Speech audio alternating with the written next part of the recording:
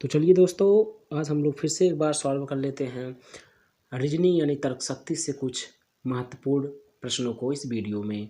तो चलिए चलते हैं अपने पहले क्वेश्चन पे। और हम लोगों का पहला क्वेश्चन है कि नीचे दिए गए प्रश्नवाचक चिन्ह के स्थान पर कौन सी संख्या होगी। ठीक है दोस्तों, नीचे दिए गए प्रश्नवाचक चिन्ह के स्थान पर कौन सी संख्या होगी। तो दोस्तों हम लोग देख लेते हैं प्रश्नवाचक चिन्ह कहाँ पे है। प्रश्नवाचक चिन्ह यहाँ पे है दोस्तों।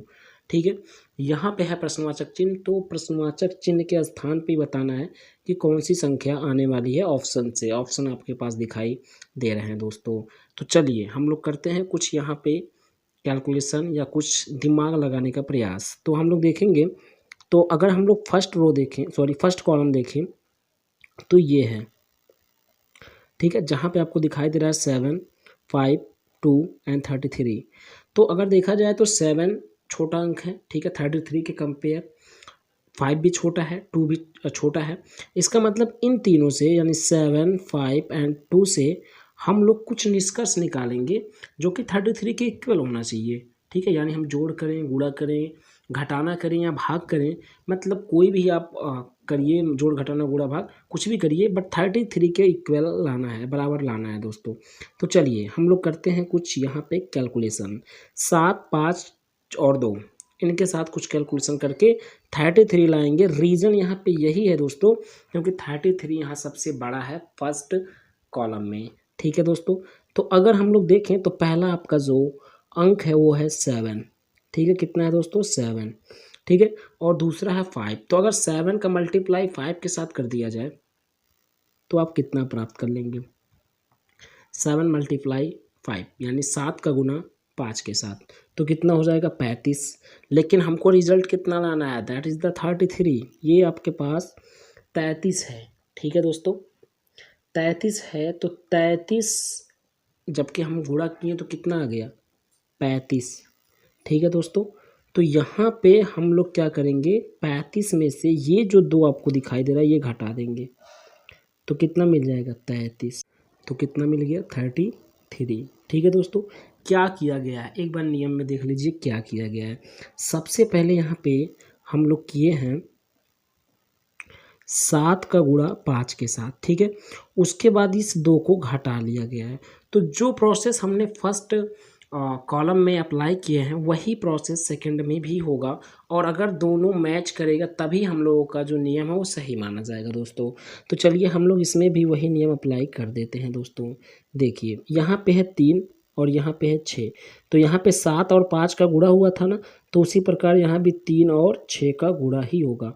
और इसमें ये 2 घटाया गया था, तो इसमें उसके जगह पे कितना 8 है, यानी ये 8 घटाया जाएगा दोस्तों। ठीक है, और ये 10 के बराबर आना चाहिए। जैसे इसमें 33 के बराबर आया था, यहाँ तो 10 के बराबर आना चाहिए। ठीक है दोस्तों, देखिए 3 का गुणा अगर आप 6 में करेंगे तो हो जाएगा 18। ठीक है, और ये 8 घटाएंगे तो हो जाएगा 10। यानी जो नियम है वो सही है, जो नियम बना है वो सही बना है। तो जो भी नियम बना है दोनों में वो आपका सही नियम है, तो वही नियम हम लोग अप्लाई करेंगे इसमें अप्लाई करेंगे दोस्तों। ठीक है, तो चलिए हम पहले इसको कर देते हैं क्लीन। देखिए यहाँ पे अब हम लोग क्या किए थे, जैसे यहाँ 7 का गुणा 5 में किए थे। ठीक है, उसी तरह यहाँ पे 3 का गुणा 6 में किए थे। तो उसी तरह यहाँ पे 4 का गुणा क्वेश्चन मार्क में होगा। ठीक है, क्योंकि यहाँ वाला और यहाँ वाला आपस में गुणा होता है, और उसके नीचे जो आता है उसको क्या करते हैं घटाने में ले जाते हैं। तो उसको हम घटाने में ले जाएंगे 3 को यहाँ पे। ठीक है, और इक्वल में आता कितना है, रिजल्ट कितना आता है 33 आता है दोस्तों। ठीक है, 33 आता है। देखिए अब हमने 4 का गुणा क्वेश्चन मार्क में करना है, तो हो जाएगा ये आपका 4। ठीक है, यानी 4 क्वेश्चन मार्क या गुणे में भी आप लिख सकते हैं। और ये 3 जाएगा इक्वल के उधर, तो ये नेगेटिव उधर जाएगा पॉजिटिव हो जाएगा, यानी 33। और ये इधर आया तो हो गया पॉजिटिव। ठीक है, यानी 4 question mark is equal to 33 और 3 जोड़ेंगे तो 36। ठीक है, अब 4 इधर आएगा बराबर के राइट हैंड साइड में, तो डिवाइड हो जाएगा क्योंकि इधर मल्टीप्लाई यानी गुणे में है। ठीक है दोस्तों, तो इधर आएगा तो डिवाइड हो जाएगा, तो यहाँ पे ये 6 है आपका, ये आपका 6 है 36। ठीक है, ठीक है दोस्तों, तो अब हम लोग चलते हैं इधर देखिए ये 4 आएगा नीचे, तो question mark is equal to हो जाएगा 36 और डिवाइड में 4, और जब हम इससे इसको काट देंगे तो कितना है मिलेगा 9, यानी क्वेश्चन मार्क की जगह पे कितना आ रहा है 9, यानी क्वेश्चन मार्क की जगह पे कितना भरा जाएगा 9 भरा जाएगा दोस्तों, जो कि ऑप्शन नंबर सी पे आपको दिखाई दे रहा है दोस्तों। चलिए अगला क्वेश्चन देखते हैं। अगला क्वेश्चन है कि नीचे दिए गए प्रश्नवाचक चिन्ह के स्थान पर कौन सी संख्या होगी। ठीक है दोस्तों, तो यहाँ पे हम लोग देख सकते हैं, पहले है आपका 1728, फिर है 864, 432, 216 और फिर क्वेश्चन मार्क। ठीक है दोस्तों, तो यहाँ पे देखिए, अगर हम लोग देखें पहला वाला जो संख्या है वो है 1728 और दूसरा वाला है 864। ठीक है दोस्तों, दूसरा वाला कितना है 864। तो अगर देखा जाए तो 1728 को अगर हम आधा कर दें, 1728 का अगर आधा कर दें तो कितना मिलेगा। देखिए अगर इसको आधा कर देंगे तो हमको मिलेगा 8 दूना 16 और ये 6 दूना 12 और 4 दूना 8, कितना मिलेगा 864, जो कि यहाँ पे दिखाई दे रहा है। ठीक है दोस्तों, यानी हम इस संख्या का आधा किए तो ये मिल गया। ठीक है, उसी तरह हम लोग क्या करेंगे कि अगर 864 यानी इसका आधा करें, 864 का आधा करें तो कितना मिलेगा 432, ये वाला संख्या मिल गया। उसी तरह 432 का आधा करेंगे तो मिलेगा 216, यानी ये वाला संख्या मिल जाएगा। और उसी तरह 216 का आधा कर देंगे तो मिलेगा 108, कितना, जो कि इसके बाद वाला संख्या होगा, यानी क्वेश्चन मार्क इसके ऊपर होगा, कितना 108। क्लियर हुआ दोस्तों, क्लियर हुआ, एक बार फिर से देख लीजिए, यानी इस संख्या का आधा करने पे ये मिला, इस संख्या का आधा करने पे ये मिला, इस संख्या का आधा करने पे ये मिला, तो इस संख्या का आधा करने पे क्वेश्चन मार्क वाला मिलेगा, यानी 216 का आधा कितना होगा 108, तो 108 होगा कहाँ पे, ऑप्शन नंबर बी पे है, ये सही हो जाएगा दोस्तों।